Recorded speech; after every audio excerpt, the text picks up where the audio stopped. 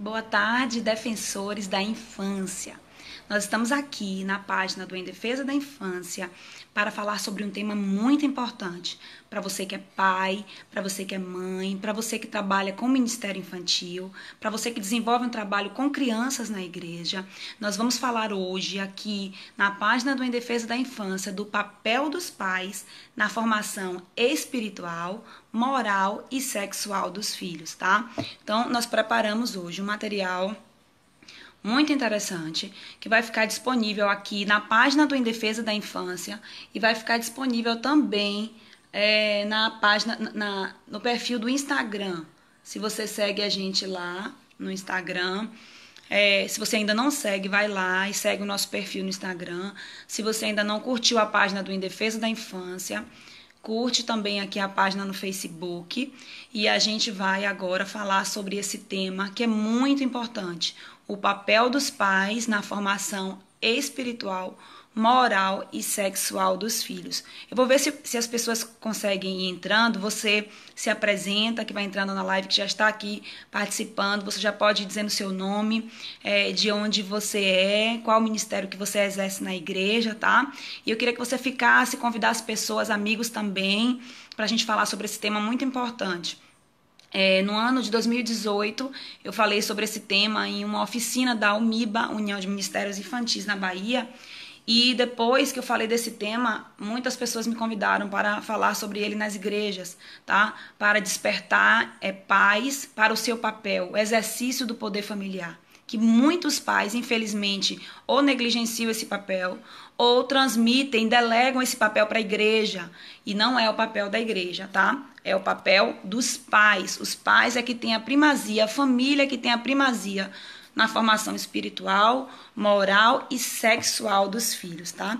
Então, eu vou fazer uma abordagem aqui do ponto de vista legal, tá? Para quem não me conhece, eu sou advogada, sou Aline Pestana, sou fundadora desse projeto aqui, dessa página, Em Defesa da Infância, que o maior objetivo é capacitar professores, líderes de ministério infantil, pessoas que trabalham com o Ministério da Família nas igrejas, educadores, professores do meio secular também.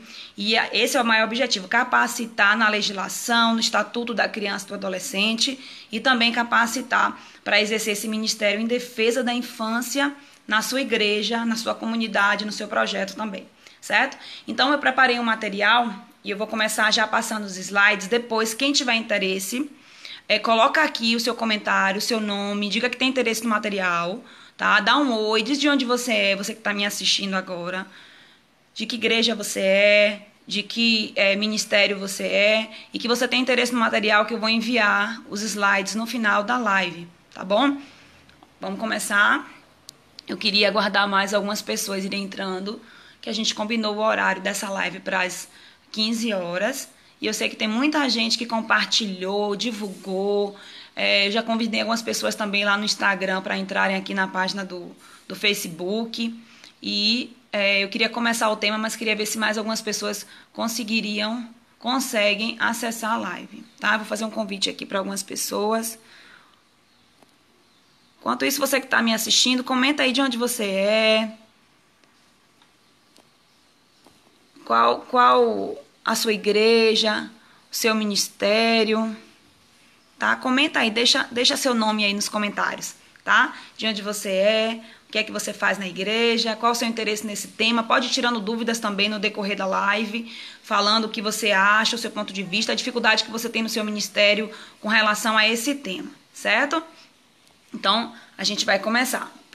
Eu vou deixar depois gravada a live aqui no Facebook e também no Instagram, para que as pessoas possam depois acessar, ok? Vamos começar com o primeiro ponto, que é falando que a família é a base, tá? A família é a base e ela tem a primazia na formação espiritual, moral e sexual dos filhos, certo? O que é a primazia? Significa que a família, ela está na frente, ela tem a prioridade, certo? De formar os seus filhos espiritualmente, moralmente, sexualmente também. Então, a igreja, a família, ela está na frente. Por que a família está na frente? Porque a família é a base. Eu gosto de uma frase do pastor Josué Gonçalves, que ele fala que a família é a oficina que modela o caráter do indivíduo. Então, a família é a base, ela está na frente, é o primeiro lugar que a criança tem convívio, né, com o seu próximo, seja com seu pai, com seus irmãos, aquela família extensa que os avós, os tios moram também na mesma casa. Então, a família é a base, a família é onde a criança constrói, forma seu caráter. Por isso que a família tem a primazia na formação espiritual, moral e sexual dos filhos. E quem está dizendo isso não é apenas eu, que concordo com essa frase, que a família é a base. Mas também, legalmente falando, tá? As leis brasileiras garantem que a família é a base, que a família tem a primazia, tem a prioridade na educação dos filhos, certo?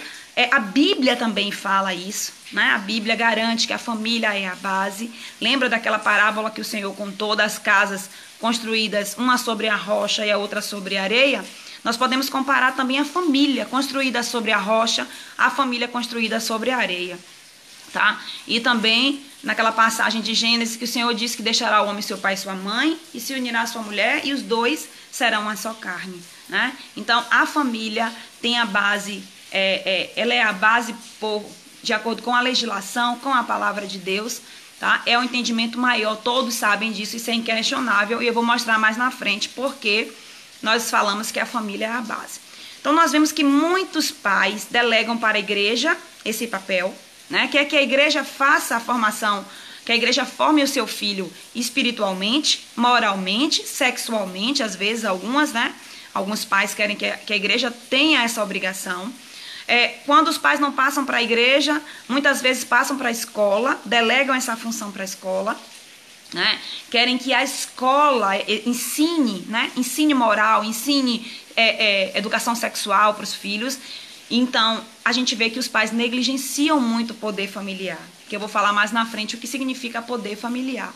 Então, o que é que a igreja precisa fazer? A igreja precisa fortalecer o ministério infantil, capacitar os líderes, os professores, os tios, as tias de escola bíblica, né, de ministério infantil, para que eles também, além de ajudar a família, cooperar com a família na formação espiritual, eles também exerçam o ministério pró-pais, para os pais, né, para os pais. Os pais precisam também, eu tenho uma igreja aqui em Salvador que tem uma escola de pais, a Igreja Batista do Caminho das Árvores, porque ser pai não é fácil. Então a igreja precisa investir não apenas no ministério infantil, não apenas nas crianças, porque na maioria das vezes a igreja passa um dia na semana com as crianças, que é o domingo, né? Algumas igrejas têm atividades em outros horários, mas a igreja consegue, é possível que a igreja consiga formar, né, dar a formação espiritual a uma criança em apenas um dia da semana? Não. Por isso que eu disse que a família tem a primazia, ela está na frente, tem a prioridade na formação espiritual, moral e sexual dos filhos. Então, a igreja e a escola, elas vão colaborar com a família. E a família precisa entender isso. Então, investir no ministério de pais, investir nos pais das crianças, dos adolescentes da igreja, é um grande avanço para a igreja, tá? Vamos passar. Eu queria que você meditasse nesse Salmo 127, tá? Tem um livro que eu gosto de utilizar, que é o livro da pastora Márcia Silva da Videira, tá? Que chama Criação de Filhos. Eu vou ver se no final da live eu consigo mostrar esse livro para vocês. Um outro livro também que pode ajudar muito o Ministério Infantil, para capacitar os pais, né, para alertar os pais do seu papel, e que a igreja é uma colaboradora e não a coadjuvante. O livro também do Guilherme Shelby, Família Educa, Escola Ensina. Tá? Eu vou indicar esses dois livros no final da live. Mas como eu estava falando, que a família é a base. Então, esse Salmo 127, traído essas características, eu gostei muito do livro da pastora Márcia da Videira, que é o livro Criação de Filhos. Ela trabalha esse Salmo 127. Você pode trabalhar também na sua igreja, né? Quando tudo isso retomar, essa questão das atividades da igreja voltarem ao normal, as escolas bíblicas, você pode preparar uma escola bíblica para pais, tá? E trabalhar esse Salmo 127.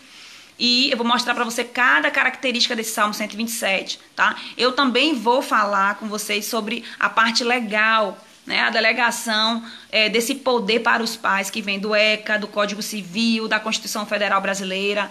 Daqui a pouquinho, depois dessa parte, que a gente vai iniciar com o ponto da formação espiritual, tá? Então, o Salmo 127 é um salmo muito importante para você trabalhar na sua igreja, trabalhar com os pais das crianças na igreja, porque ele tem algumas características que vão nos ajudar a despertar nos pais o seu papel, tá? Então vamos ver. Eu grifei nos versículos, as palavras que vão importar pra gente, que vão interessar pra gente analisar.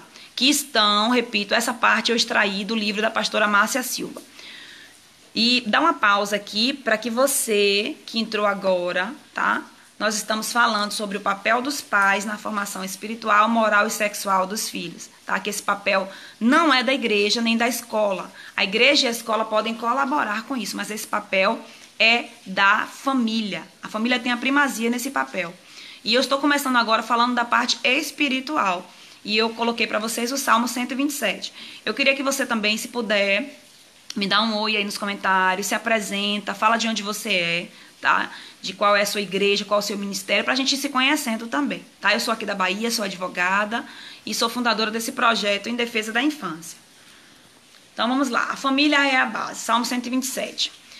Se o Senhor não edificar a casa, em vão trabalham os que a edificam. Veja que a palavra trabalham está grifada em azul nesse texto, porque a gente vai trabalhar essa característica. Se o Senhor não guardar a cidade, em vão vigia a sentinela. Também grava essa palavrinha. Eis que os filhos são herança do Senhor e o fruto do ventre o seu galardão. Guardou aí no seu coração a herança e o galardão? Guarde também como flechas, guarde a palavra flechas, na mão de um homem poderoso, guerreiro. Assim são os filhos da mocidade. Bem-aventurado o homem que enche deles a sua aljava, não serão confundidos, mas falarão com seus inimigos à porta. Salmos 127, do 1 ao 5. Esse é o capítulo. Deixa eu colocar aqui para mim de novo.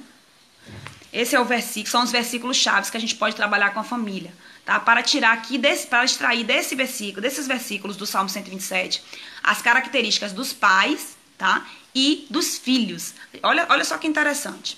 Vamos ver. Quem são os filhos, né? Quem são os filhos? O Salmo 127 a gente leu agora há pouco, que dizia 3 características para os filhos. Essa primeira parte eu estou falando com base no livro da pastora Márcia da Videira, tá? Criação de filhos. Eis que os filhos são herança do Senhor, fruto do ventre o seu galardão e como flechas na mão de um homem poderoso. Assim são os filhos. Vocês perceberam 3 características? Vocês perceberam 3 características dos filhos nesse Salmo 127? Comenta aí na live. Vocês estão bem quietinhos. Só a Mara que está comentando. A Aline também. Prazer em conhecer. A Aline, minha xará. A Aline Almeida. E Mara Lourenço. Comenta aí para mim se os slides estão legíveis. Se vocês conseguem visualizar os slides, se está bem visível para vocês, conseguindo enxergar, tá? Comenta para mim aí, para ver se eu posso melhorar em alguma coisa, o áudio também. Então, nós vimos que desse Salmo 127, do versículo 1 ao 5, a gente extraiu 3 características dos pais. A gente vai falar também da parte moral, né, da parte sexual, e a gente vai trazer a legislação aqui, o Estatuto da Criança e do Adolescente, vamos trazer também a Constituição Federal, o Código Civil Brasileiro, tá? Porque como eu sou advogada, eu gosto de passar também, transmitir para a igreja, capacitar a igreja na legislação que permeia o nosso tema, tá? Então, os filhos a gente viu aqui que de acordo com esse Salmo 127, ele tem 3 características: herança, galardão e flecha. Vamos ver aqui a primeira característica dos filhos. Os filhos são herança. Olha que coisa linda que o Senhor nos deu através da sua palavra. O Senhor diz que os filhos, eles são herança. Quem aí escolhe seus filhos? Quando você engravida, mesmo uma gravidez planejada ou não planejada, você escolhe a cor do cabelo, a cor dos olhos, a personalidade do filho, você consegue escolher? Não. Por quê? Porque é uma herança. Quem concede para você esse presente, essa herança é Deus. Nós não escolhemos os nossos filhos. Quem escolhe os nossos filhos é Deus. Por isso, o Salmo 127, o salmista entendeu isso e disse que eles são herança do Senhor, concedidos pelo Senhor. Nós não escolhemos. Se nós formos adotar um filho, né, na adoção, como nós fomos adotados pelo Senhor, a Bíblia diz que o espírito de adoção, né, através da morte de Jesus na cruz, nós passamos a ser filhos. Nós que éramos meras criaturas, passamos a ser filhos. Deus nos escolheu, mas nós não escolhemos os nossos filhos, né, as características dos nossos filhos. Então, eles são herança do Senhor. E aqui diz, olha o que eu puxei para vocês aqui. Herança é algo que é dado, não tem preço. Você não paga por uma herança, a herança vem para você, vem do jeito que está, se pouca, se muita, tá? A mesma coisa são os filhos. E o herdeiro, no caso os pais, ele não define o tamanho da herança, nem o que está incluído nela. Apenas ele recebe a herança, o filho nasce e ele é herança do Senhor. Então a herança é uma questão de legalidade. Você não é questão de você merecer ou não essa herança, mas é uma questão de legalidade, uma questão de lei. Você tem direito a receber aquela herança? É seu, você recebeu. Tá? Então, os filhos são herança do Senhor. A gente tem que entender isso, nós que somos pais, e temos que tentar ao máximo transmitir isso para os pais da igreja, para que eles tomem posse. Porque muitos dos problemas emocionais, né, psicológicos das crianças acontecem porque os pais não amaram aquela criança, não planejaram, não projetaram aquela criança. Tá? Então elas reproduzem isso, elas não conseguem esconder, a criança percebe, elas não amam, não dão amor devido àquela criança. E muitos problemas vão surgindo em decorrência dessa rejeição. Tá? Então é bom que a igreja desperte para os pais que seus filhos são herança de Deus. Deus é quem deu esses filhos, né? Deus é quem nos deu os filhos. Tá? E outra característica da herança é que a herança precisa ser preservada, você precisa preservar a herança. Né? Se Deus lhe deu essa herança, lembra a parábola do filho pródigo? Você vai pegar essa herança e vai gastar tudo? Não, Deus quer que você saiba usufruir dessa herança, investir nessa herança. É o investimento dos filhos, tá? Então, quando a gente entende esse propósito, essa visão de que nossos filhos não são uma maldição, não são uma praga pra gente, né? Não vieram sem planejar e por causa disso eles nos trazem desconforto, né? Trouxeram vários problemas, a gente teve que trabalhar mais cedo, teve que largar a casa dos pais mais cedo, mas que aquela criança, por mais complicada que ela seja, ela é herança do Senhor. Vamos passar para a segunda característica, tá? Volto a dizer que quem tiver interesse depois nesse material, nesses slides que eu elaborei, eu posso passar depois, tá? Deixa aí nos comentários que tem interesse no material, eu te chamo depois no privado, tá? Ou eu te mando pelo Messenger, ou eu te passo um e-mail com esse material. Esse perfil dos filhos eu extraí do livro da pastora Márcia Silva da Videira, muito bom, Criação de Filhos. Outra característica dos filhos que ela destaca é que os filhos são flechas, tá? Olha que interessante, não sei se você está conseguindo ler. Uma flecha tem um objetivo bem definido. Qual é o objetivo da flecha? Acertar o alvo. Então, por isso ela diz que nós precisamos saber o propósito de Deus para os nossos filhos. Os pais, olha que interessante isso. Os filhos são flechas. Quem é que lança as flechas? Os pais. Os pais são os que lançam a flecha. Mas quem é que é o alvo? Quem define o alvo? Quem define o alvo é Deus. Por isso ela fala no livro, e eu coloquei aqui, né, pra gente estudar essa parte, que para acertar o alvo, primeiro você precisa enxergá-lo. Ou seja, você precisa discernir o propósito de vida do seu filho. O que é que Deus planeja para ele? O que é que Deus tem para ele? Qual é o propósito de Deus para ele? Para que você lance a flecha naquela direção, tá? E outra característica interessante, olha lá no item 4. Antes da flecha ser lançada, ela precisa ser afiada, tá? E olha que ela destaca aqui, essa afiação da flecha, se você for estudar como é que os flecheiros, né, aqueles que lançam flecha fazem, eles precisam afiar bem a ponta da flecha para que ela consiga cravar no alvo, depois que ela acertar o alvo. Né? Senão ela vai acertar o alvo, vai bater, mas vai cair porque a ponta não está afiada. Né? E a pastora Márcia Silva da Videira, ela diz que essa afiação da flecha, da ponta da flecha, ocorre na infância, que é o momento de formação do caráter da criança. Psicólogos, né, especialistas, que não é a minha área, eu sou advogada, mas eu tenho lido muito sobre isso, eles falam Tem uma médica também, que é minha amiga, a doutora Tatiana Lemos, tem um canal no YouTube muito bom. Ela foi para o nosso curso, nossa conferência em defesa da infância, que aconteceu agora em março aqui na Bahia. E ela fala também que até os 6 anos a criança tem a formação do caráter. Então é preciso investir. Dos 0 aos 6 anos é muito importante investir no caráter da criança. Tudo que ela vê em casa, ela vai reproduzir. Tudo que ela vê no ambiente que ela convive, seja na escola, seja na casa dos avós, durante esses 6 primeiros anos de vida, ela vai reproduzir. Tanto é assim que pesquisas científicas comprovam isso, que é muito importante investir na criança dos 0 aos 6 anos, é que existe o Marco Legal da Primeira Infância, uma legislação no Brasil que institui o Marco Legal da Primeira Infância. E essa legislação, ela fala que o governo estadual, municipal, o federal, deve investir em políticas públicas para a primeira infância, que é dos 0 aos 6 anos, por considerar esse o período mais importante na vida de uma criança. Então, a igreja deve investir nessa classe dos 0 aos 6 anos. Nós, como pais, devemos investir nos nossos filhos dos 0 aos 6 anos, porque muita coisa do seu caráter, da sua personalidade, da sua moral, vai ser formada dos 0 aos 6 anos. Por isso, investimento.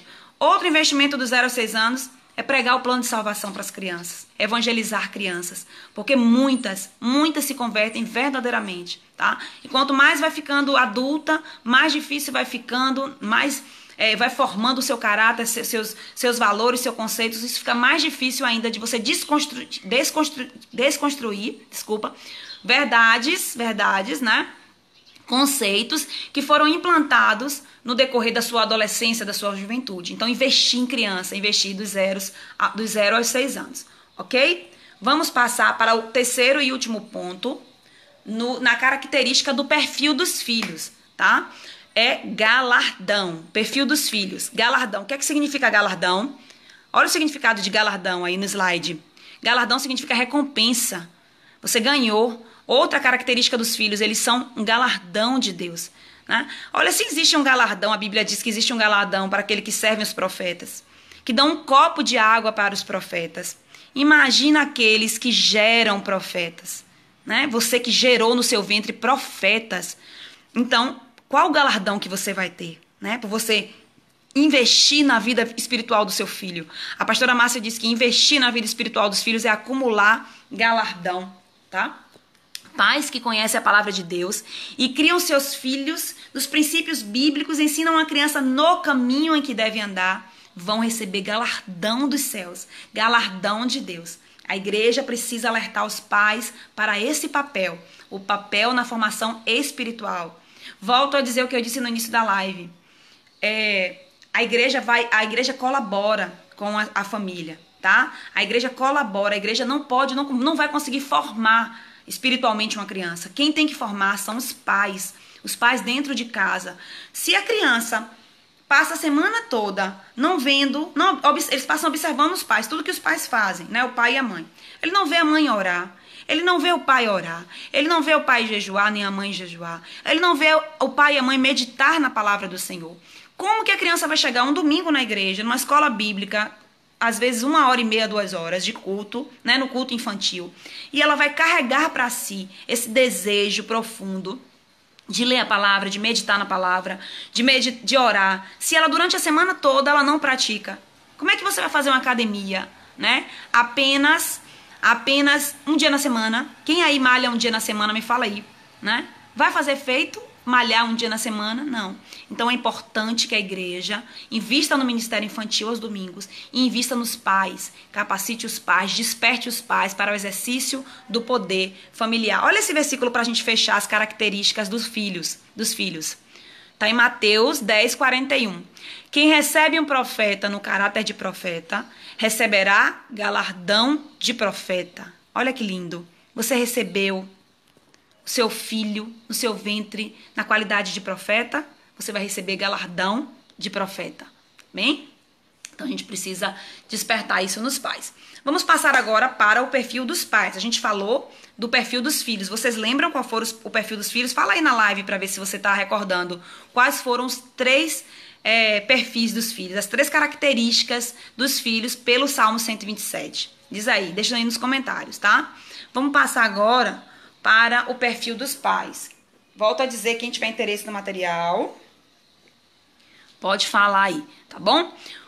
O perfil dos pais. Os pais são aqueles que trabalham, tá? Eu vou voltar lá no Salmo 127 pra gente ler o Salmo 127, para você entender os 3 perfis dos pais. Olha só, se o Senhor não edificar a casa, em vão trabalham. Então, os pais são aqueles que trabalham. Vamos voltar para a primeira característica dos pais.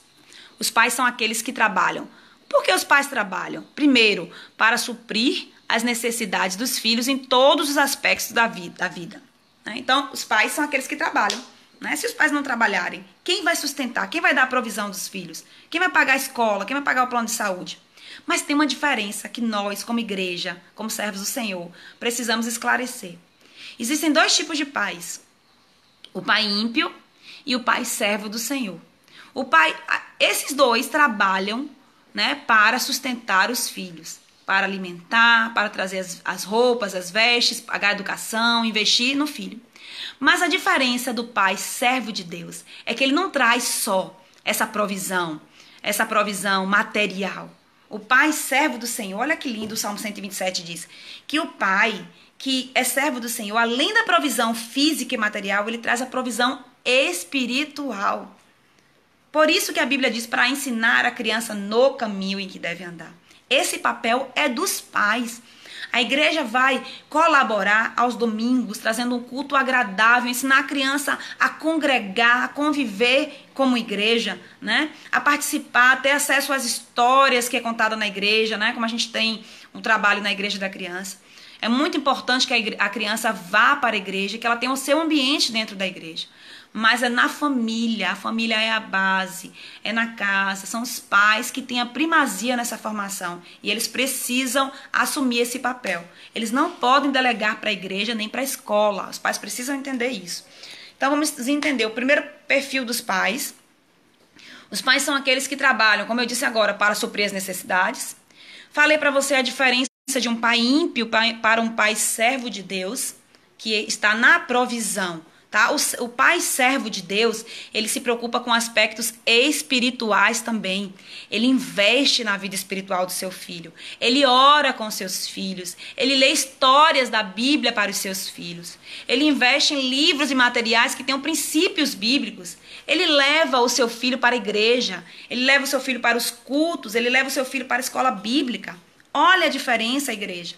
Olha a diferença, meus queridos tias de Ministério Infantil, para vocês falarem isso quando tiver oportunidade, quando nós retornarmos às nossas atividades, de chamar a atenção da igreja, que essa é a diferença do pai ímpio para o pai servo de Deus. Né? O pai servo de Deus não investe só nas necessidades básicas e materiais da criança, mas necessidades espirituais. E nós temos, porque nós nascemos com esse vazio dentro de nós, que só Jesus pode preencher, só a palavra de Deus pode preencher.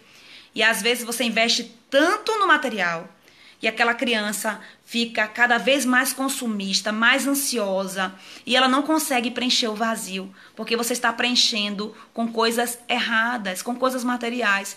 E os pais precisam entender que é necessário preencher com coisas espirituais. Quantos aqui são pais como eu? Tenho uma filha, Sofia. Nós compramos um brinquedo muito caro, muito bom, na loja, no aniversário, quando eles ganham. E eles não brincam uma semana com esse brinquedo. Abre o brinquedo, brinca com o brinquedo e depois descarta o brinquedo. Não tem mais graça aquele brinquedo. Por quê? Porque aquilo não vai suprir a sua angústia, a sua necessidade espiritual. É necessário dar o brinquedo, sim, brinquedos educativos, brinquedos criativos, mas além do brinquedo, é necessário também investir na formação espiritual do filho. Né? Orar com a criança, fazer o devocional com a criança, ler a palavra com a criança, contar histórias, usar bonecos para contar histórias, tá? Usar desenhos, atividades bíblicas que a criança possa se alimentar também da palavra de Deus. Vamos passar? Vamos adiantar? O segundo ponto, o segundo perfil dos pais, a segunda característica, os pais são sentinelas. Olha só essa imagem do sentinela, de uma sentinela. O que é uma sentinela? O sentinela é um vigia, tá? Ele fica numa torre alta. E o que é que ele faz? Ele avisa possíveis ataques para a cidade. O que é que você consegue enxergar? Eu não sei se você consegue enxergar nessa imagem Mas lá em cima, no topo da torre alta, lá guardadinho, está o sentinela. E o que é que o sentinela faz? Ele avisa. O papel do sentinela, numa cidade antiga, né, era avisar possíveis ataques. Por isso que a Bíblia compara os pais a sentinelas. Os pais estão na torre alta, eles conseguem ter uma visão muito mais ampla do que os filhos, eles conseguem enxergar muito mais além pela experiência de vida deles do que os filhos. Os filhos estão aqui embaixo, têm outra visão do mundo, os pais estão aqui em cima. E esse papel de sentinela eles vão exercer quando avisar possíveis ataques, alertar, olha só, isso não pode, não só porque não pode fazer isso, não pode ouvir música do mundo, né? Não pode usar essa roupa. Por que não pode? Você vai avisar quais são os ataques possíveis, se ele cometer aquele ato, se ele ir por aquele caminho. Olha só, tem esse caminho, você pode ir, mas é melhor você ir por esse, por causa disso e disso e disso. Dialogar com a criança, dialogar principalmente com o adolescente. Por que ele não deve ir por aquele caminho? Não é porque sim, porque pronto, porque eu sou a mãe mando, eu sou o pai mando. Não, é esclarecer para aquele jovem, para aquela criança, aquele adolescente, qual o caminho certo a seguir. É por isso que a Bíblia compara os pais aos sentinelas, tá? Porque eles estão numa posição de autoridade. Os pais estão em cima do muro. Então eles devem guardar os filhos em cada fase da sua vida. Os filhos precisam de proteção física, precisam de proteção intelectual, precisam de proteção espiritual. Deus deu essa autoridade aos pais, né, para proteger os filhos. É importante que os pais exerçam esse papel, que exerçam essa autoridade. Os pais que não exercem autoridade sobre os filhos, deixam de corrigir os filhos. Sabe o que acontece? Quando os pais deixam de cumprir o seu papel, de exercer a autoridade deles sobre os filhos ficam desprotegidos. Por quê? Porque aquele que deveria estar lá na posição de sentinela, avisando dos possíveis ataques, dizendo vá por esse caminho, não vá por esse, ele deixa de exercer esse papel. Os filhos é que ficam desprotegidos, tá? Outra autoridade como sentinela, que a gente pode ver aí no último ponto, é a autoridade na oração, tá? O clamor dos pais, a oração dos pais, é como um grito daquele sentinela em cima do muro, tá? Deus ouve a sua oração e o socorro vem. Olha que coisa interessante se você pensar nesse ângulo também. Tem coisas que você como pai, você como mãe, você vai conseguir mostrar para o seu filho que aquilo ali é um risco para ele, que aquilo é um perigo, que ele não deve ir por aquele caminho. Mas tem outras coisas que, infelizmente, pela nossa condição humana limitada, a gente não vai conseguir proteger. Então vem onde é que entra agora a oração. A oração pelos nossos filhos. Aí que entra essa autoridade que nós temos na oração. Para guerrear e pedir a Deus, Deus protege o meu filho onde ele estiver, que eu não posso estar. O que eu não posso mostrar para ele que é errado, que o Espírito Santo de Deus possa mostrar.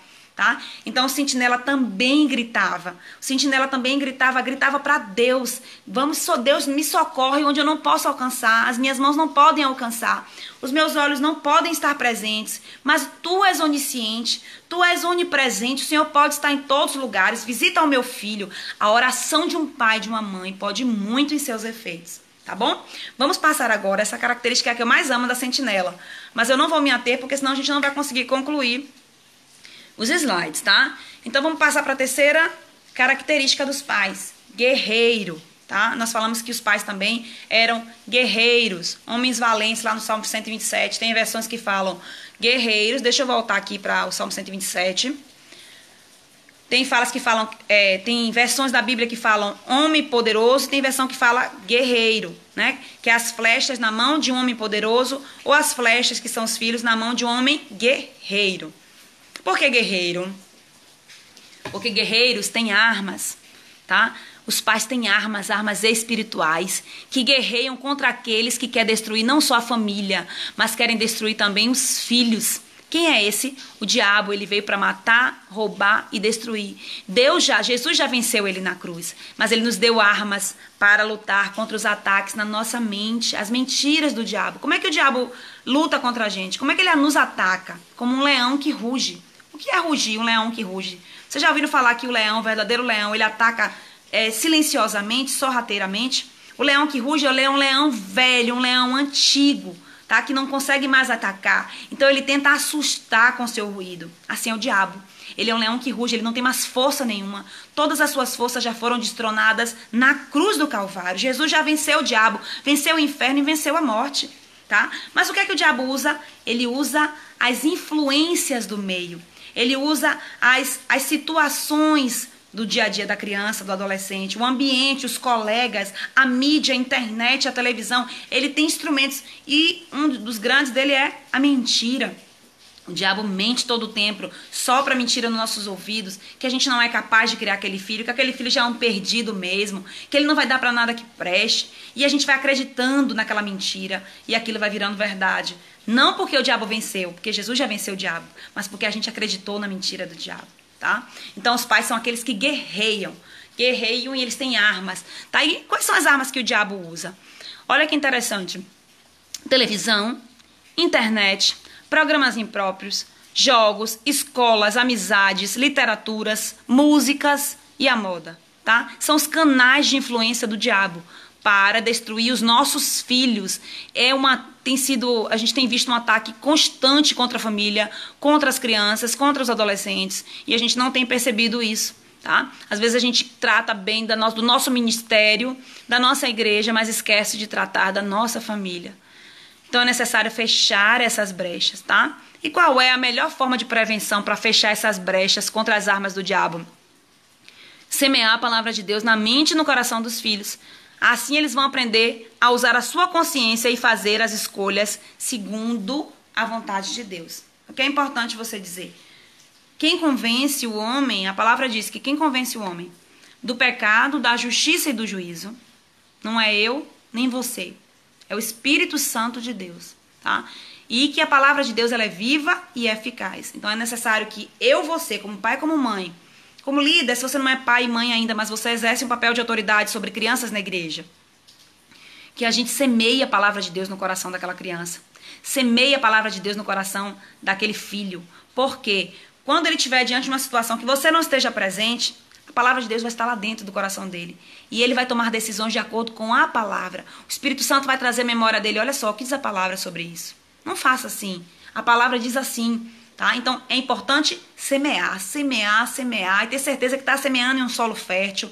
Profetizar. Usar a boca para abençoar aquela criança. Abençoar aquele menino da escola bíblica que não para, que não presta atenção. Semeia a palavra de Deus, porque vai entrar. Vai entrar e vai produzir a 30, a 60 e a 100 por um. Quem pode dizer amém? Aí, então, a palavra de Deus, a gente nunca deve achar que a criança não vai entender aquela palavra, que é difícil demais. Tudo bem, você pode usar uma versão mais simples da Bíblia, mas é importante ler a Bíblia para a criança, mesmo que ela não entenda naquele momento, mas semear a palavra de Deus. A palavra de Deus é a maior arma que você tem, a espada do Espírito, e ela deve fazer parte da vida do seu filho desde a infância, tá? Você tem que inculcar. Tem uma palavra, eu não estou lembrada agora, onde é que ela está escrita, se alguém achar aí para mim, posta aí na live. Uma palavra que está, se eu não me engano, está em Deuteronômio, que diz que a gente deve inculcar a palavra de Deus de dia, de noite, sentado na mesa, né, escrever na nossa testa para os nossos filhos, né? Tem essa palavra, se eu não me engano, em Deuteronômio 6, algo assim, né? Vamos passar agora para um outro ponto, bem rapidamente, que eu já vou entrar na minha parte, tá? Legal, da legislação, mas que também, gente, é do livro da pastora Márcia. Eu vou até pegar esse livro agora pra vocês, me dá um tempo aí, tá? Fica aí na live, é 1 minuto, eu vou aqui no quarto pegar o livro e volto. Que é muito interessante, é um livro de criação de filhos, eu gosto muito e eu usei ele pra produzir esses slides.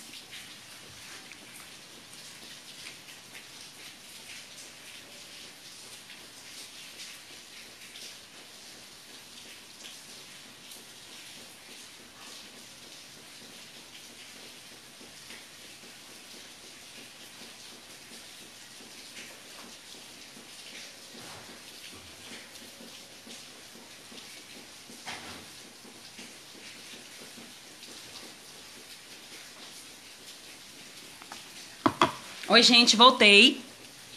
E vou apresentar pra vocês, tá? O livro da pastora Márcia. Eu vou colocar do lado de cá pra ficar melhor pra vocês. Deixa eu ver aqui. Olha só. Criação de filhos. Um estudo essencial para aqueles que querem criar filhos vencedores. Pastora Márcia Silva, com o pastor Aloísio Silva. Tá vendo? Eu comprei uma conferência da videira, que eu fui lá em Aracaju, Sergipe. Muito bom, como tá todo marcado meu livro. Eu gosto muito desse livro, tá? E ele fala de uma maneira muito simples. Aí eu uso marca-texto no livro, é como eu gosto de marcar e grifar. E é muito bom esse livro, super indico, tá?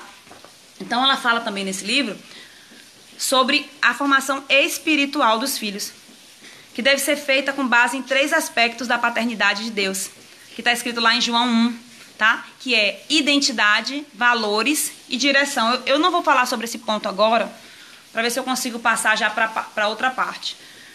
Mas eu vou tentar ler para você pelo menos os slides, passando assim alguns pontos mais importantes, né? O que consiste a formação espiritual da criança para os pais? Primeiro é dar uma identidade, né?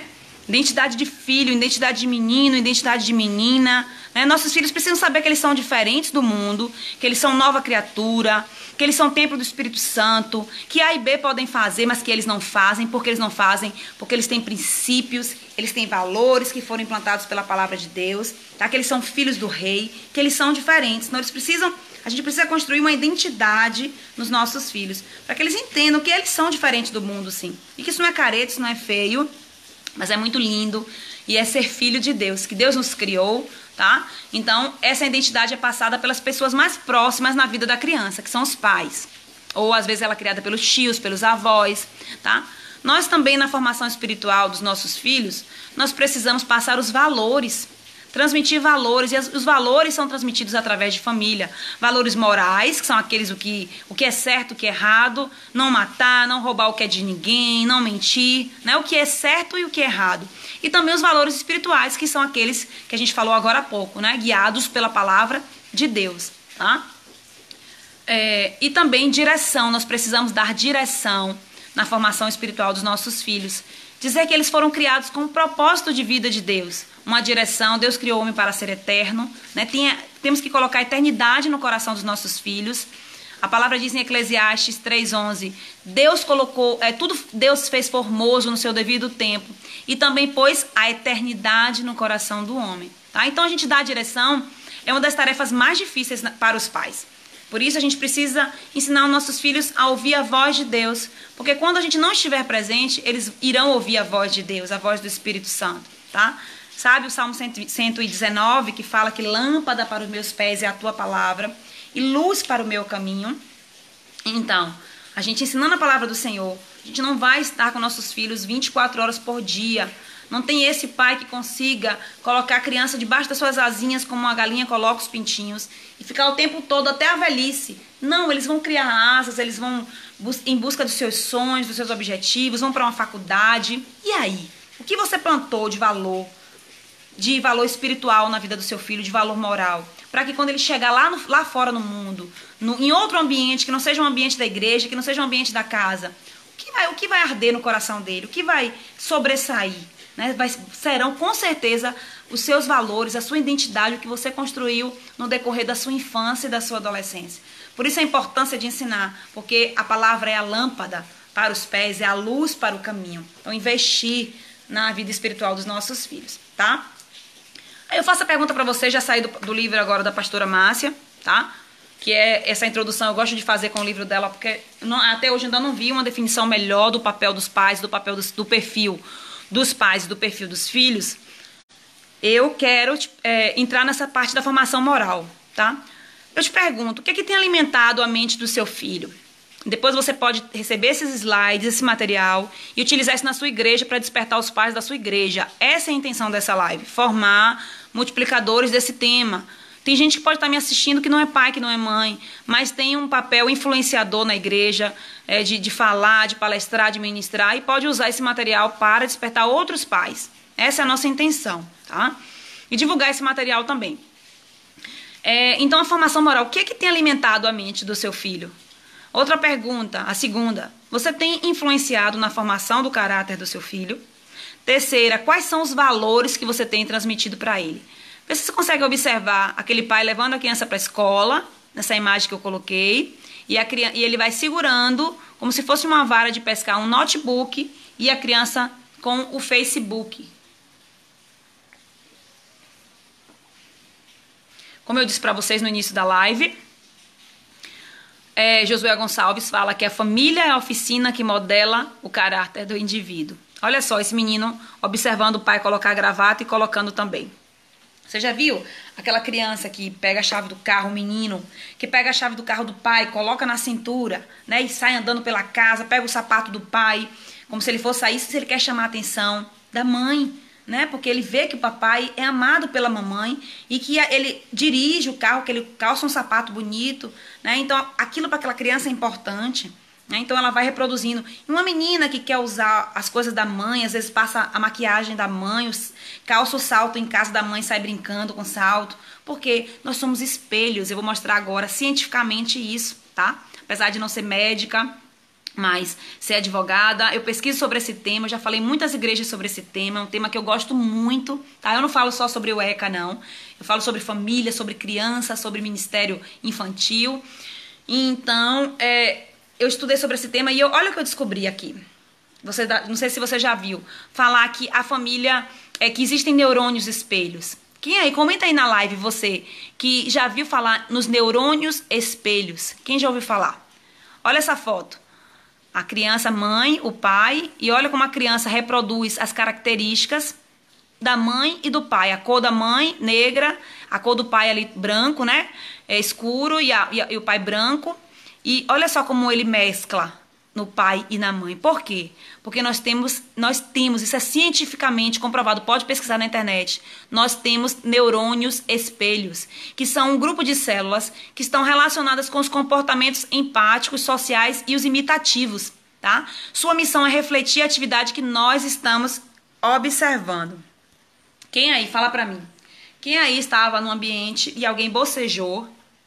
Olha até bocejar agora. E você deu vontade de bocejar também. Alguém aí sentiu vontade de bocejar? Isso é causado por conta dos neurônios espelhos. Alguém já viu aí alguém comer algo muito, muito delicioso e estava de dieta e ficou com aquela vontade de comer também, né? Quantas coisas a gente vê no outro, coçando o nariz, coçando o rosto, outras atitudes que os neurônios espelhos nos fazem refletir aquela situação e a gente fica com vontade também de reproduzir aquilo. Assim é com as crianças. Esses neurônios, são células especializadas em copiar comportamentos alheios. Quando você vai para uma aula de balé, né, ou de dança qualquer, e a professora faz os movimentos, você também olha e repete os movimentos. Você não consegue fazer com tanta perfeição, mas os neurônios espelhos te ajudam a observar aquele comportamento e reproduzir. Tá? Então, existem os neurônios espelhos, olha só. E por isso as crianças reproduzem aquilo que a gente faz. Aquelas coisas que a gente fala. Às vezes você investe tanto na vida de uma criança, mas fala tanta baboseira quando está dentro de casa. Fala tanta besteira, tem tantos comportamentos de desespero, de estresse. Aquela criança fica só te observando, depois ela reproduz com um coleguinha, reproduz fora da casa, no ambiente da escola, na igreja, e você fica com vergonha, você sente vergonha, porque você pensa, o pior de tudo, meu Deus, que vergonha. E ela aprendeu com quem? Comigo. Então nós precisamos ser referências para a vida dos nossos filhos, né? Nós precisamos medir as palavras, medir as ações, tudo que a gente faz, a oração de agradecimento na mesa, né? A leitura da palavra com reverência, a oração, tudo isso reflete, porque a criança tem neurônios espelhos que vão reproduzir, tá? Não só valendo para o que ela reproduz o que os pais fazem, mas também o que ela vê, o que ela assiste, né? Olha só, tá mais que comprovado, a Sociedade Brasileira de Pediatria já emitiu uma nota, tem aí no Google, falando sobre os malefícios do uso contínuo de telas, de redes sociais, de internet, da televisão, dos games, pelas crianças, tá? Eles causam excessos de estímulos, não há dúvida disso, isso é medicina, né? É comprovado cientificamente.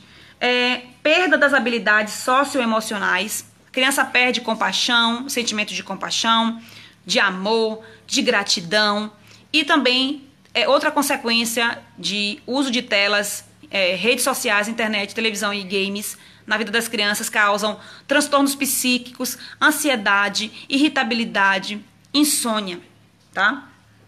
Tudo isso é comprovado cientificamente, todos essas consequências pelo uso ilimitado de telas. Tem mais, depressão. Vocês sabiam que criança tem depressão? Criança tem depressão. Consulte na internet, existem diversos casos de depressão infantil. né? No mês de incentivo de prevenção ao suicídio, incentivo não, desculpa, no mês de prevenção ao suicídio e automutilação em setembro, que é o Setembro Amarelo, muito se falou sobre isso, sobre crianças com depressão, tá? Então, as crianças, elas passam a não contemplar mais o que é belo, o que é simples. Por quê? Elas passam o dia todo conectadas no computador, conectadas no celular, e elas não conseguem olhar o céu, olhar as estrelas, olhar as nuvens, ver os formatos de bichinhos que a nuvem faz, tá? Contemplar uns animais no campo, um passarinho voando. Isso para ela, ó, não tem mais graça.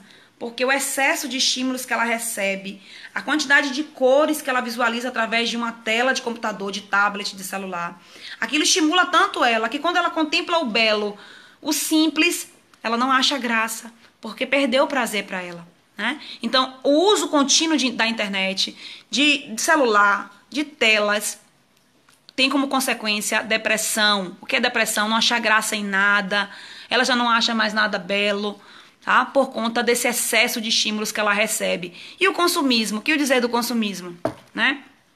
Quem aí se identifica que estava em casa fazendo alguma coisa, a criança assistindo um canal de televisão, ou do YouTube, ou da internet, da TV a cabo, e fica, mãe, você compra pra mim? Mãe, você compra isso pra mim? Mãe, você compra aquilo? O tempo todo. Você compra esse, compra aquele. Por quê? É o consumismo, eles estimulam o consumismo da criança. A criança quer um brinquedo, daqui a pouco já saiu outro, daqui a pouco sai um outro mais avançado, o coleguinha já tem um outro. Então, eles estimulam o consumismo.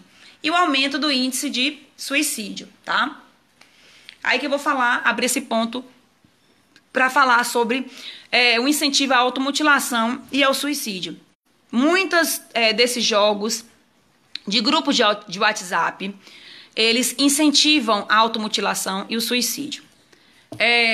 Pessoas que enfrentam depressão não é o meu tema, não é a minha especialidade, eu não sou psicóloga, eu já vi muito falar sobre isso, eu acho muito interessante esse tema.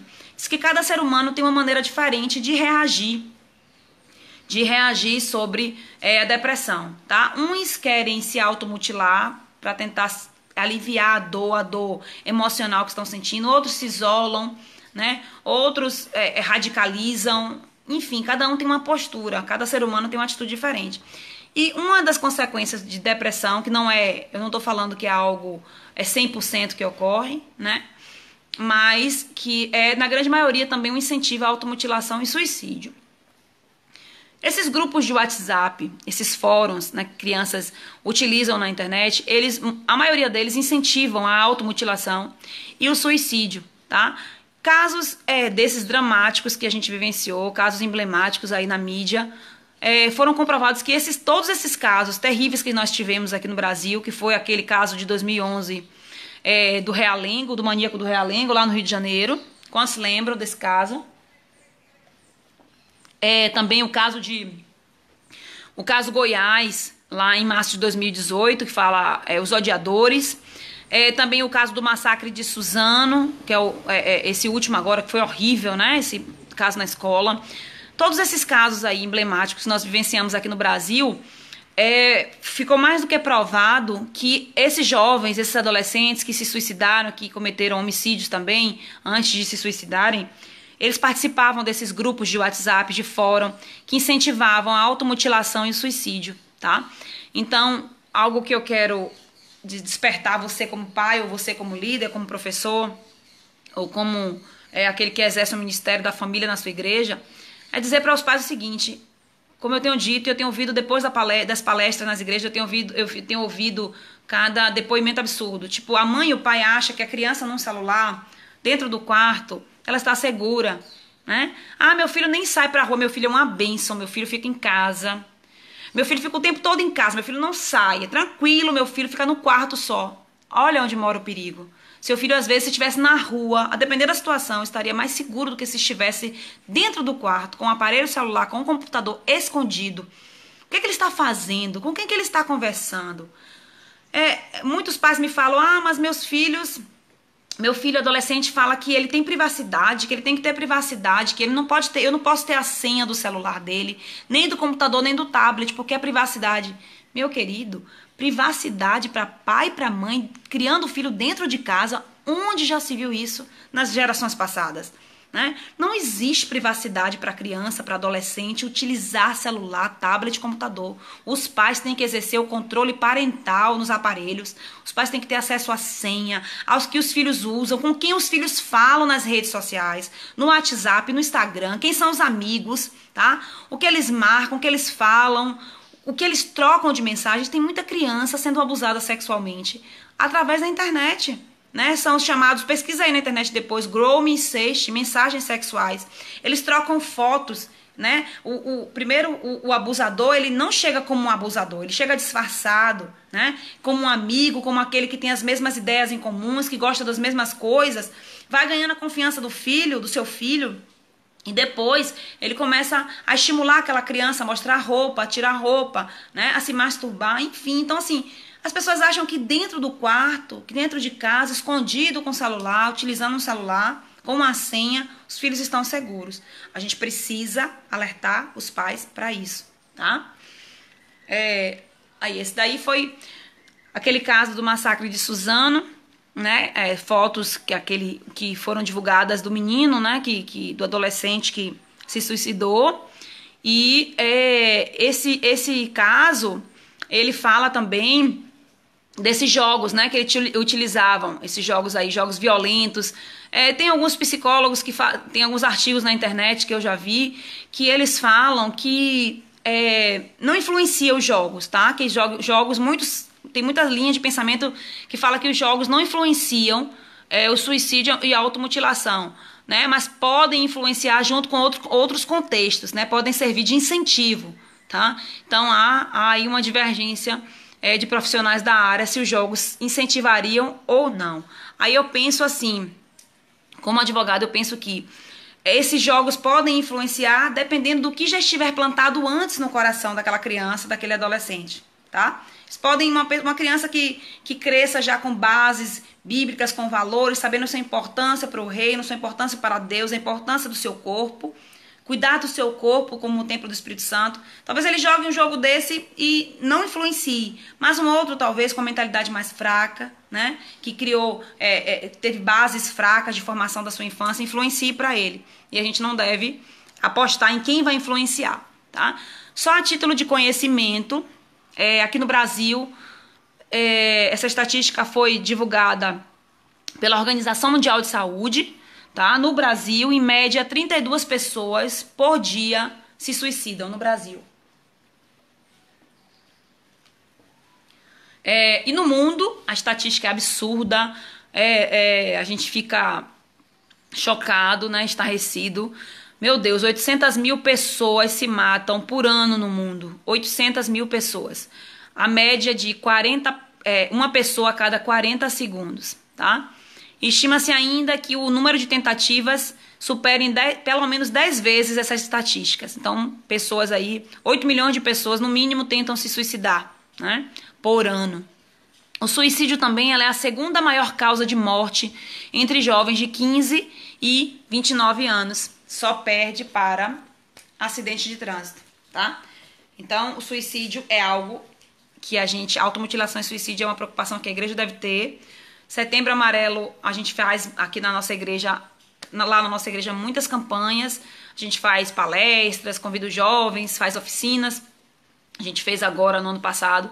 Mas seria bom que a gente falasse desse tema durante todo o ano, né? Já que é um tema, já que a gente vê que as estatísticas não deixam mentir, que é um tema que deve se preocupar, né? A segunda maior causa de morte, a primeira maior causa de morte de jovens é acidente de trânsito. E a segunda é suicídio, por suicídio, tá? Vamos sair desse tema. E antes da gente encerrar essa live, tá? Eu quero falar pra vocês agora, entrar na parte legal, que é a parte que eu amo, tá? Que eu gosto muito, que é a parte jurídica. Não sei se vocês sabem, que vocês estão assistindo a live, mas eu tenho um livro que chama Guia Prático Conhecendo o ECA, né, que é um livro que eu trago para professores, para líderes de ministério infantil, para profissionais que trabalham com crianças, para ensinar de uma forma simples, descomplicada. Eu trago 5 capítulos no livro para explicar o que é o Estatuto da Criança e do Adolescente. Então eu gosto muito dessa parte, é legal. E eu falei para você desde o início que a família é a base, isso está na palavra de Deus, né? Isso está na maioria das frases de psicólogos, psiquiatras, pessoas que estudam a formação do caráter humano, mas também está na legislação brasileira, tá? O artigo 226 da Constituição Federal, olha aí. Olha o que ele diz, a nossa Constituição Federal, que é a lei maior do nosso país, conhecida também como Carta Magna, que está lá em cima, no topo do ordenamento jurídico, diz que a família, base da sociedade, tem especial proteção do Estado, tá? E o Estado, capengando ou não, poder público capengando ou não, investe, né, na maioria dos casos, em políticas para a família, para proteger a família. Eu estou concluindo agora, nesse mês de abril, a minha pós-graduação em Direito da Criança e do Adolescente, e estudando as medidas socioeducativas, eu vi que eles falam, os profissionais, né, do direito, enfim, eles falam do serviço social, na importância do investimento em políticas que valorizem a família, né, que empoderem a família, que invistam na família, para que aquele adolescente que cometeu um ato infracional não volte a delinquir. Então, uma das propostas no cumprimento das medidas socioeducativas é investir na família, tá? Então, a legislação vê isso, a gente deve exigir do Estado, deve exigir do nosso município políticas voltadas para valorização da família. Ainda que muitos tentem deturpar esse conceito, o conceito tradicional de família instituída por Deus. Nós devemos brigar por isso, para que esse conceito não seja retirado. Também trazer para você, a título de esclarecimento, o que é o poder familiar. Por que a família tem a primazia na formação moral, sexual dos filhos? Né? Porque a família os pais exercem o poder familiar, tá? Que é participar. O poder familiar, para o direito, é o conjunto de obrigações a cargo dos pais no tocante à pessoa e bens dos filhos menores. Por natureza, ele é indelegável, não pode passar para ninguém. Tá? O direito de educar, de criar os filhos menores é dos pais. Tá? Antes chamava pátrio poder, porque só o pai exercia, mas agora não, agora é poder familiar, porque o pai e a mãe exercem esse poder. Tá? Então é o poder de participar de forma ativa da vida dos filhos. Eles não podem delegar para ninguém, eles não podem renunciar, tá? Também tem o artigo 229 da Constituição Federal, que é importante, que fala que os pais têm o dever de criar, assistir, criar e educar os filhos menores, tá? Vamos falar também do poder familiar, a gente falou pela Constituição Federal, agora a gente vai falar pelo Código Civil de 2002, tá? Depois eu vou te explicar, vou ler só esse artigo, vou te explicar por que eu tô falando para você do poder familiar, tá? O artigo 1630 do Código Civil diz que os filhos estão sujeitos ao poder familiar enquanto menores e que compete a ambos os pais, qualquer que seja a situação conjugal, o pleno exercício do poder familiar, que consiste enquanto aos filhos, a dirigir-lhe a criação e a educação e exigir-lhes que prestem obediência, respeito e os serviços próprios da sua idade e condição, tá? Por que eu abri esse parêntese para vocês aqui na live falando do papel dos pais na formação moral, espiritual e sexual dos filhos? Por que eu tô falando do poder familiar? Primeiro eu falei da negligência do papel dos pais. Pais que negligenciam seu papel na educação espiritual dos filhos, na formação espiritual e moral dos filhos. Essa parte do poder familiar, ela já não cabe muito para pais que negligenciam isso, tá? Pelo contrário, essa parte cabe para aqueles pais que querem exercer esse poder e que às vezes encontram barreiras no exercício do poder familiar. Por exemplo, na escola. Quantos aqui já viram que muitas escolas se intrometem, passam na frente dos pais para falar na educação sexual, para falar do tema educação sexual, né? Esse tema tem um livro muito bom do Guilherme Shelby, procurador da República, que vocês devem conhecer. Família Educa, Escola Ensina, né? Quando a escola começa a passar na frente dos pais na educação sexual ou na educação moral dos filhos, né? Os pais têm como argumento esses artigos que eu li para vocês, né? Que a lei garante-lhes o poder de educar e criar os seus filhos. Então, antes da escola, a escola pode falar sobre educação sexual? Pode falar. Mas antes da escola falar sobre educação sexual, ela precisa, no início, né, do ano letivo, nas reuniões que ela tem com os pais, falar sobre qual o conteúdo que ela vai passar para os filhos deles, né, das crianças, para os filhos, no caso, Que material que elas vão utilizar, qual abordagem que eles vão utilizar, qual o método de ensino para falar de educação sexual. Se os pais concordarem, a escola pode prosseguir. Então, é importante ressaltar que por isso que a gente pode brigar nas escolas, né, contra livros que tenham conteúdos sexuais. Eu não coloquei aqui nessa live, mas eu tenho uns slides também que trazem conteúdos abusivos da escola para falar sobre educação sexual, né, com a intenção, mascarando como se fosse método preventivo, né, de gravidez sexual, gravidez na adolescência, mas na verdade consiste realmente em despertar nos filhos o sexo. Então, a gente precisa estar atento. Essa parte do poder familiar é para quando a gente quiser brigar contra isso, né? Que a escola não se intrometa nessa educação sexual ou qualquer outro tipo de formação que viole a nossa integridade, que viole os nossos princípios e os nossos valores, certo? O ECA também, tá? Essa fotozinha aqui, essa imagenzinha é uma imagem retirada do meu livro, do Guia Prático Conhecendo o ECA, que fala do direito à convivência familiar. E o artigo 22 do ECA fala que aos pais, também fala do poder familiar, você viu? A Constituição Federal, que é a lei maior do nosso país, que está aqui em cima, todas as leis devem observar a Constituição Federal, ela fala do poder familiar.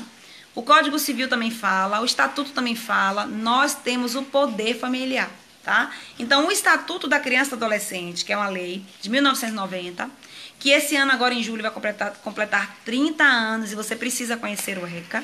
Ela fala no seu artigo 22 que incumbe aos pais o dever de sustento, guarda e educação dos filhos menores, cabendo-lhes ainda, no interesse destes, a obrigação de cumprir e fazer cumprir determinações judiciais. Tá? Aí eu pergunto aqui, você conhece o ECA? Artigo 5º e 70, depois você dá uma lida quando eu te passar o material, né? Que fala do nosso dever de guardar as crianças de negligência, discriminação, exploração, violência. E o ECA também fala da responsabilidade da família. Os pais que descumprem para o direito, para a legislação, e os pais que descumprem esse papel, esse poder familiar, que negligenciam no exercício desse poder familiar, tem alguma infração? Tem. Pelo Estatuto da Criança e do Adolescente, tem uma infração administrativa no artigo 249, que diz assim: descumprir dolosa, né, com a intenção ou culposamente os deveres inerentes ao poder familiar, ou decorrente de tutela ou guarda, bem assim como determinação da autoridade judiciária ou do conselho tutelar. Tá? Então, esses pais que descumprem o seu papel, né, que são negligentes, além dessa infração administrativa, é importante também destacar que eles podem perder a guarda dos seus filhos, né? Podem ser o poder familiar pode ser tirado desse pai e colocado para uma outra pessoa, né? Pode existir o que nós chamamos de perda, destituição do poder familiar. E aquela criança sai daquele ambiente, passa a viver em outro ambiente, porque os pais não tiveram capacidade de cuidar e educar daquela criança, tá? Então, e por fim, eu trago também, além do que eu já trouxe, Constituição Federal, Código Civil, ECA, eu trago também a Convenção Americana sobre os Direitos Humanos, que é o Pacto San José da Costa Rica, que o Brasil assinou. O Brasil também tem que observar essa convenção. Ela tem força de lei internacional. Ele fala no artigo 12, os pais, e quando for o caso, os tutores, têm direito a que seus filhos ou pupilos recebam educação religiosa e moral que esteja... Aí tá errado aí, de acordo com suas próprias convicções, tá? É o artigo 12 da Convenção Americana dos Direitos Humanos. Então, nós temos direito de que nossos filhos sejam educados de acordo com as nossas convicções religiosas. Esses artigos eu li para vocês, para mostrar para aqueles pais que não são negligentes no exercício do poder familiar, tá? Não são aqueles que negligenciam e que querem ter a primazia na formação sexual dos filhos, e a escola tem se intrometido nisso, passado na frente. Se você quer brigar, você pode fazer uma requisição para a escola, tá? Comunicar à escola que você não autoriza aquela aula, aquele conteúdo, aquele livro na biblioteca ou na grade curricular de ensino, porque você não autorizou, então você tem a primazia e a escola não pode ultrapassar esse direito seu. Tá? Eu deixo aqui o meu grande abraço, agradeço a vocês por terem ficado até o final da live, era 1 hora, eu passei um pouquinho mais, tá? Mas eu queria agradecer e dizer que eu estou aberta. Me adiciona aí no Face, você que ainda não me adicionou no Facebook como amigo. A gente pode conversar depois. Também depois eu vou olhar nos comentários aqui quem pediu para eu enviar o material por e-mail, esse material que eu acabei de passar aqui na live. Estou à disposição. Curte lá, curte aqui minha página, se você não curte ainda aqui no Facebook. E me segue lá no Instagram também, eu posto muito mais no Instagram do que aqui na página do Face, tá? Então, me segue lá no Instagram, @em defesa da infância, certo? Que Deus abençoe vocês e até a próxima, se Deus permitir. Amém?